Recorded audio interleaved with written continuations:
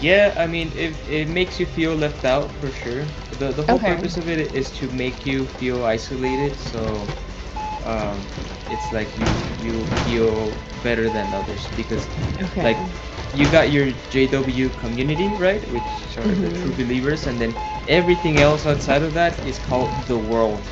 You know it as Okay. worldly people. It doesn't matter if you're like the best person in the world, but if you're not part of the religion, you're worldly.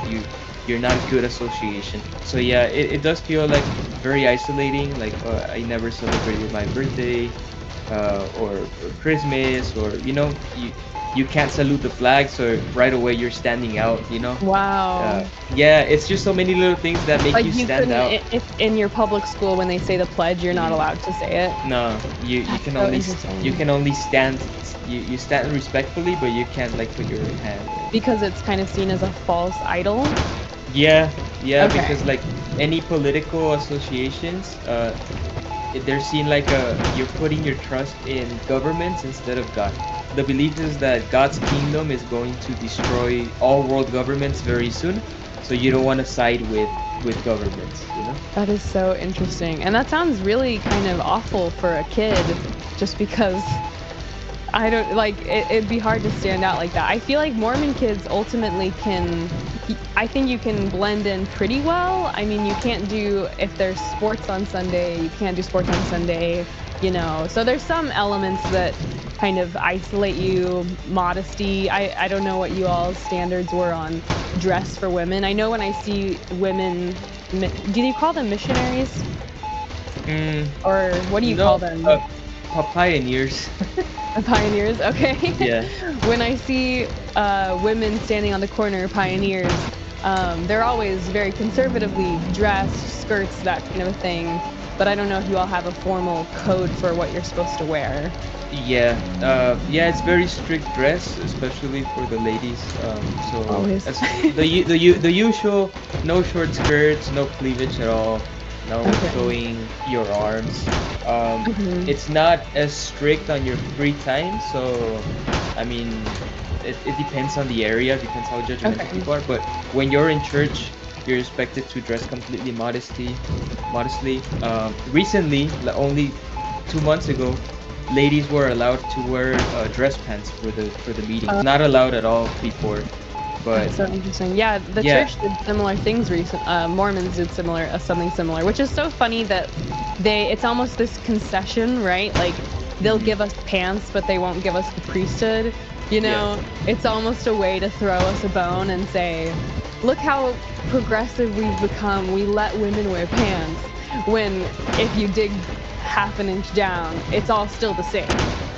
Men weren't allowed to have beards, like until 4 months ago, I think. Okay, Uh, wow. that was a big no-no. Like you could technically have one, but they wouldn't give you privileges.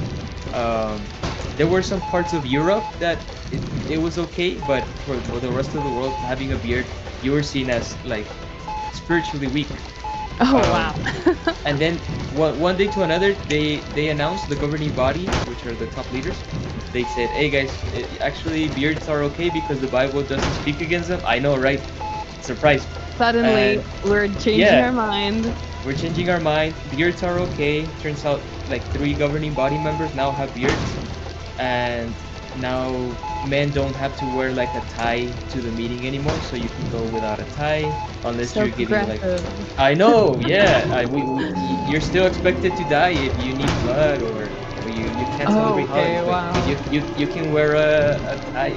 You don't have to wear a tie. For us, when that happens in Mormonism, it's something called continuing revelation, and it's basically the belief that each prophet, the current prophet today can essentially override anything that was said by a previous prophet, which is supposed to be, really exciting and beautiful, and basically like Jesus is continuing to restore more elements of his original gospel versus just pivoting to match the culture, which is what it really is. For example, when prior to the 70s, Black people couldn't go to the temple and they also weren't allowed to have the priesthood.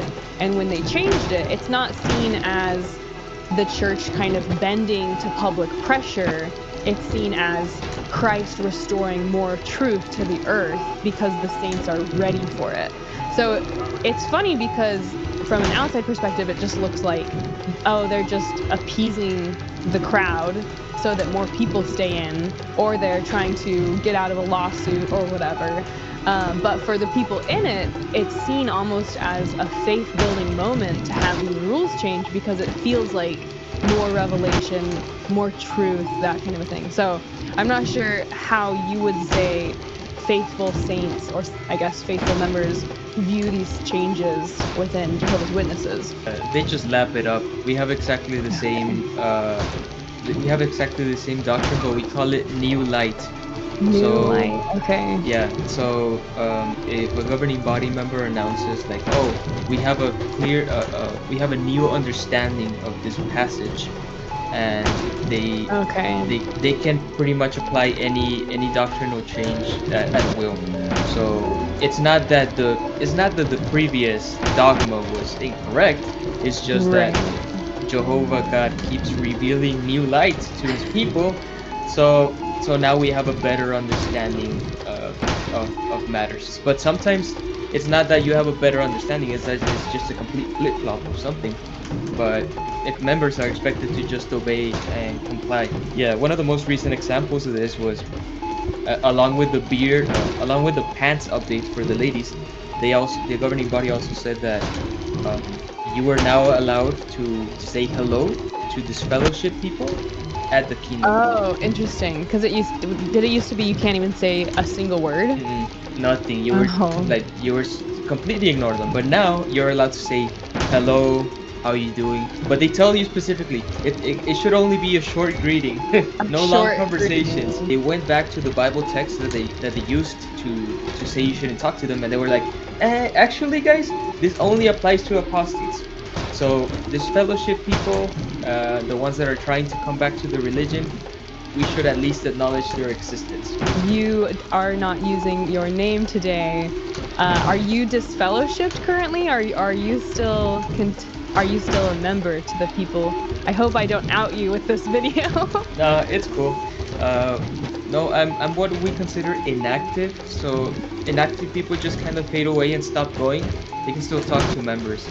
So I was never disfellowshipped. Do you have to do something more dire to get disfellowship, like cheat on your wife or something? What's the primary difference between going inactive versus full disfellowshipment? Disfellowshipping works like this. You commit a serious sin.